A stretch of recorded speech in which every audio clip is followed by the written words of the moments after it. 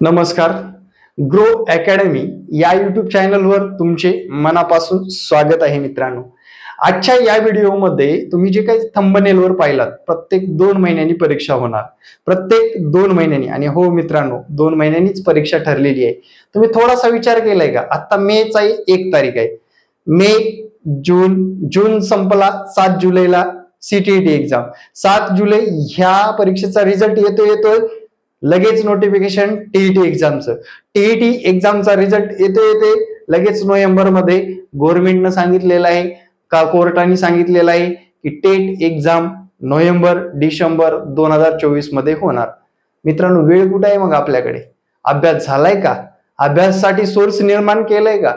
अभ्यासासाठी कोणते पुस्तक वापरताय? याबद्दल जर कुशंका असतील मनात, सर्वात प्रथम आपल्या युट्यूब चॅनलला सबस्क्राईब करायला विसरू नका. मनामध्ये डाऊट ठेवून राहू नका मित्रांनो, किंवा अफवाला बळी पडू नका. आता प्रत्येक गोष्ट बघत असतो, कमेंट सुद्धा वाचत असतो, विद्यार्थ्यांचं निगेटिव्हनेस कसं असतं.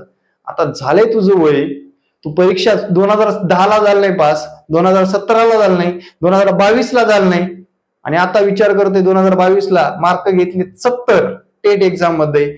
आणि ती जुनी लिस्ट कधी लागणार? जुन्या विद्यार्थ्यांचं काय? अरे उपकार केले का सरकारवर? तुम्ही सरकारवर डीएड बीएड करून उपकार केले का? तुम्हाला जर टेट एक्झाम मध्ये चांगले गुण घेता आले नाही तर. जे चांगले गुण घेतले ते लागले मित्रांनो, जे सिरियस होते ते लागले. आता स्पष्ट बोललं की लगेच राग येणार, आमचं काय होणार? अरे मित्रांनो, पहिल्याचा काळ गेला, स्पर्धा आलेली आहे. पहिल्याच्या काळामध्ये साधं डीएड बीएड केलं की लगेच नोकरी, बरोबर? पहिल्याच्या काळामध्ये साधं डीएड बीएड केलं की लगेच नोकरी. 2010च्या अगोदर डीएड बीएड मध्ये चांगले गुण आले, नोकरी लागली, कारण तो काळ वेगळा होता. शिक्षकांचे रिक्त पद जास्त होते. आताचा काळ वेगळा आहे मित्रांनो. येथे स्पर्धा आहे, मार्काची रेस आहे. हे आज का सांगतोय? टेट एक्झामला 6 महिने बाकी आहेत, टीईटी एक्झामला 4 महिने बाकी आहेत, सीटीईटी एक्झामला 2 महिने बाकी आहेत. मग या तिन्ही परीक्षेची एकत्रित तयारी करायची असेल तर आपली नवीनच बॅच चालू झालेली आहे, आणि हा माझा संपर्क क्रमांक आहे मित्रांनो. हा संपर्क क्रमांक व्हॉट्सअप आहे. आता सर आमचा रिझल्ट काय? एकदा विचारून बघ रिझल्ट येणाऱ्या विद्यार्थ्याला, तू क्लास कुठे लावला होतास? रिझल्ट येणाऱ्या विद्यार्थ्याला क्लास कुठे लावला होतास? रेग्युलर किती स्टडी केली होती? कोणत्या घटकाला जास्त सोर्स घेतला होता? मॅथ कुणाकडून शिकला होता? रिझनिंगचे कुणाचे व्हिडिओ बघितला होता?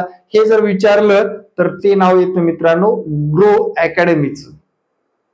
ग्रो अकॅडमीचं नाव येतं. त्यावेळेस त्याला विचारायचं सरांची शिकवण्याची पद्धत काय. तोच माझा रिझल्ट आहे. मला एखादा शिक्षक झाल्यानंतर त्याची जाहिरात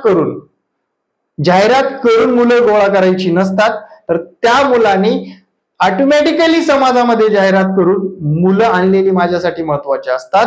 आणि माझ्याकडे जेवढे मुलं येतात त्यांना संपूर्ण सिलेबस शिकवण्याची जबाबदारी ती माझी असते, आणि संपूर्ण सिलेबस शिकण्याची जबाबदारी त्या मुलाची असते. मग मित्रांनो, आगामी काळामध्ये 7 जुलै रोजी कोणती परीक्षा आहे? सीटीईटी परीक्षा आहे. सीटीईटी परीक्षेची एक्झाम डेट आहे 7 जुलै. त्यानंतर ऑगस्ट किंवा सप्टेंबर मध्ये किंवा ऑक्टोबर मध्ये सुद्धा जाऊ शकते. मग ती कोणती एक्झाम आहे? टीईटी, महा टीईटी एक्झाम आहे. आणि त्यानंतर टेट एक्झाम आहे मित्रांनो. टेट एक्झाम कधी आहे? टेट एक्झाम नोव्हेंबर 2024 मध्ये आहे मित्रांनो.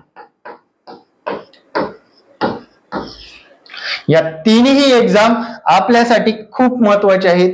आता तुमचा पगार 10,000, 12,000, कुणाचं स्वतःचं शॉप असेल, कुणाचं ब्युटी पार्लर असेल, कुणाचं काय असेल, मजाकचा विषय सोडा मित्रांनो. पण आपल्याला आपलं करिअर घडवण्यासाठी, आपल्याला काहीतरी वेगळं करण्यासाठी, आपला जन्म शिक्षक होण्यासाठी झालेला असेल तर या परीक्षा क्रॅक कराव्याच लागतील. या 2 परीक्षा या पात्रता परीक्षा आहेत. लक्षात ठेवा, कसल्या परीक्षा आहेत या 2 परीक्षा?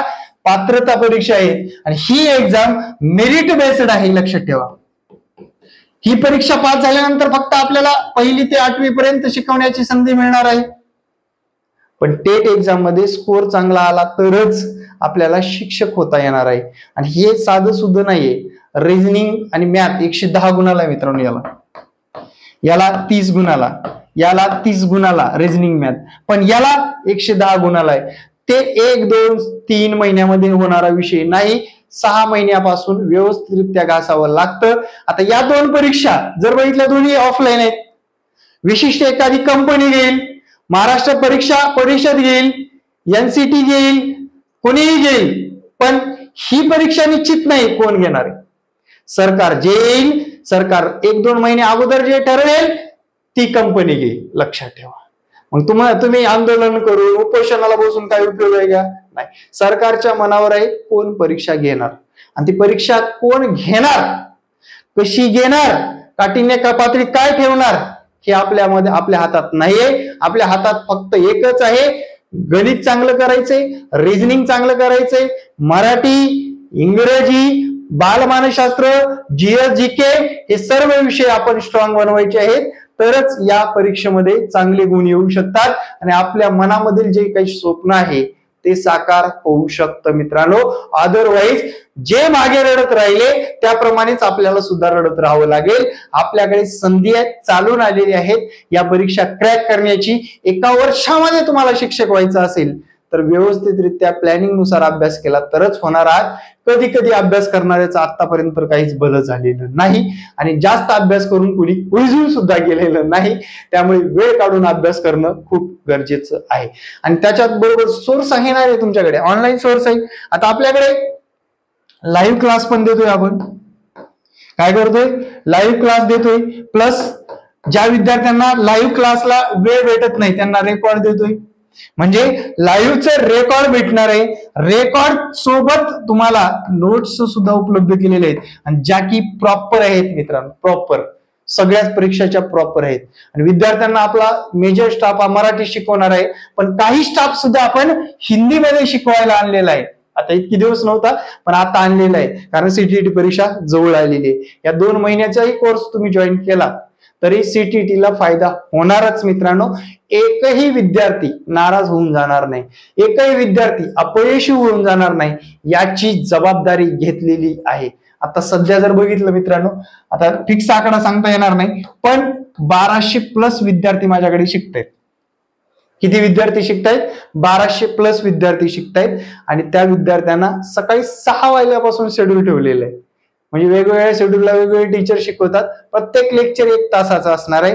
आता 1 मे ची सुट्टी जर गमवत असाल, 1 मे पासून तुम्हाला जून पर्यंत साधारण सुट्टी असतात, जर गमवत असाल तर रोखा आणि त्या तयारीला लागा. येणाऱ्या काळामध्ये स्वर्ण संधी सोडू नका, कारण पात्रता परीक्षा पास झाल्यानंतरच मेरिट आणि पात्रता परीक्षा पास नसणाऱ्यांचं मेरिट एकदा निरखून पहा किंवा एकदा विचारून पहा जे लागलेत त्यांना. आणि येणाऱ्या काळामध्ये नक्कीच तयारीला लागा. येणाऱ्या प्रत्येक क्षण तुमच्यासाठी महत्वाचा आहे आणि तयारी व्यवस्थितरित्या केलं तरच परीक्षा पास होणार आहात. व्हिडिओ कसा वाटला नक्कीच कमेंटमध्ये सांगायला विसरू नका. तुम्हाला कोणत्या प्रकारची अडचण आहे मला कमेंटमध्ये सांगत चला, त्यानुसार आपण व्हिडिओ बनवत जाणार आहोत आणि त्यानुसार सिलेबस असेल, समस्या असतील, पुस्तक सूची असेल, या सर्व गोष्टी स्टेप बाय स्टेप तुम्हाला मिळूनच जातील. Thank you very much. जय हिंद मित्रांनो. जर व्हिडिओवर नवीन असाल तर सबस्क्राईब करा, लाईक करा आणि योग्य विद्यार्थ्यांना शेअर सुद्धा करायला विसरू नका. धन्यवाद. जय हिंद, जय महाराष्ट्र.